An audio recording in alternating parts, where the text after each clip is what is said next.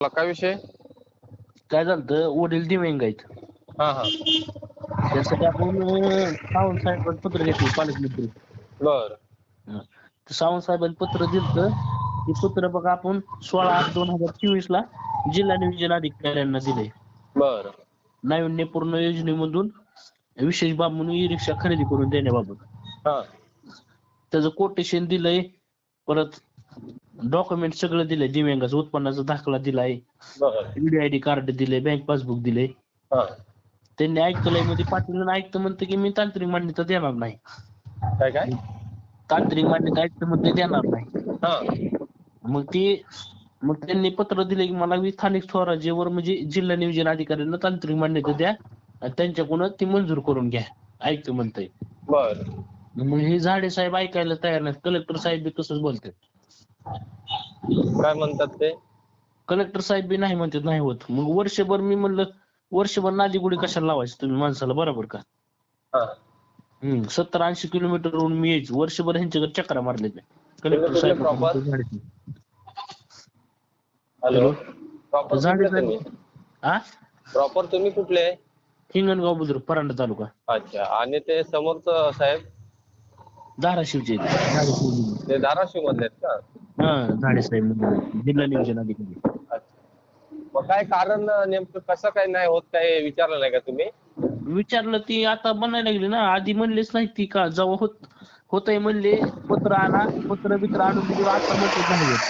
हा मग यांनी आधीच जर म्हणायचं ना वर्षभर नादीगुडी लावतो, बरोबर. हा. हम्म तर ते आता म्हणतात की होणार नाही. होणार नाही म्हणते, आमची बीपी नका वाढवू. हा. असं म्हणते, बीपी नका वाढवू, डोकं बी नका लई खाऊ आमचं. अच्छा, ही मग त्यांची त्यांना भाषा आहे. सांगायचं तुम्ही जे कामासाठी बसलेत ते काम होत नाही, मग कशाला बसले ते काम? मग तेच की महाराष्ट्र शासनाच्या खुर्चीवर बसतात तसं आयटी ते एखादं जणू काय गुन्हेगार क्षेत्रात बसतात आणि तसली भाषा बोलते. कोण कोण? ती झाडे साहेब. अच्छा, भाईगिरी हा करतात का? हा.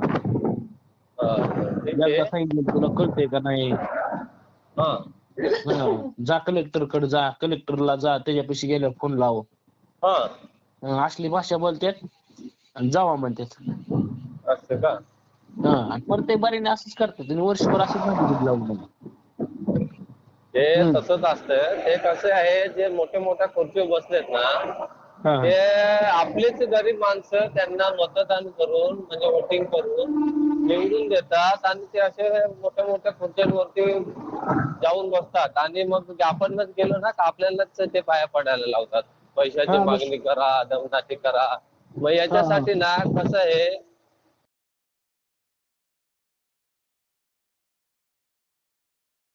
सावंत साहेबाला मी वारंवार पुण्याला बी जाऊन आलो साहेब. मी 1 तारखेला बाहेर, हा 31 तारखेला सावंत साहेब म्हणले मी फोन लावतो. सावंत साहेबांनी फोन लावला का नाही मला माहित नाही, फक्त लावतो म्हणले तू जा. हा एवढं म्हणले ते.